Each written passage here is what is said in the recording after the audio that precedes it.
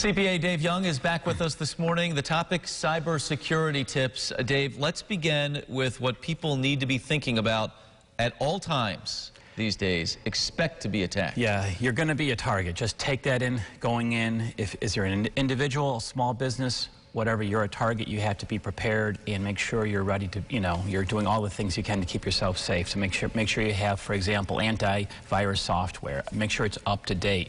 Make sure you have a strong password. If you go from a 10-character password that can be broken in, say, just a short period of time, 4 months, add 2 more characters, it's 200 years for 12 characters. So add that extra 2 characters and make sure it's not an easy password, it's mixed up, it's random letters in special characters. Two-factor authentication is becoming increasingly important. That's right. So if you do get your password compromised, the two-factor will send a push notification to your smartphone, so that way, it's something you know and something you have. I would employ two-factor wherever you can use it. That extra layer of protection. Yes, exactly. Phishing emails, we've talked about those. Are very common. Those are emails that are just scams. They'll send you to a fake website. So if you get an email that has a link on it and you don't know where it's coming from, do not click on it. It's likely a phishing attack which was trying to compromise your data. Information you don't need, you got to get rid of, but do it properly. That's right. So don't be tossing out old tax returns in the garbage. You want to make sure you shred that. Maybe you can bring it to your CPA and they can shred it for you. All CPAs get rid of all of our information securely, but don't just toss it out in the garbage.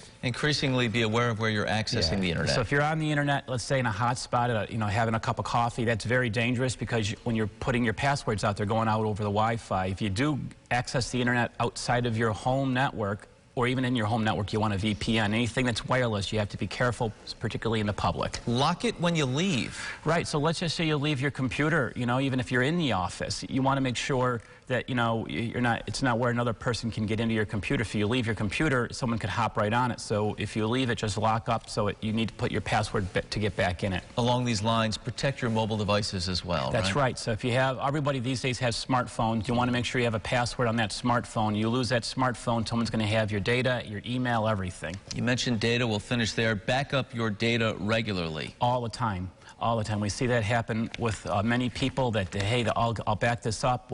In today's world, anything can happen. You have a system crash. Just back it up, yeah, right. That way that data up. It avoids the problem.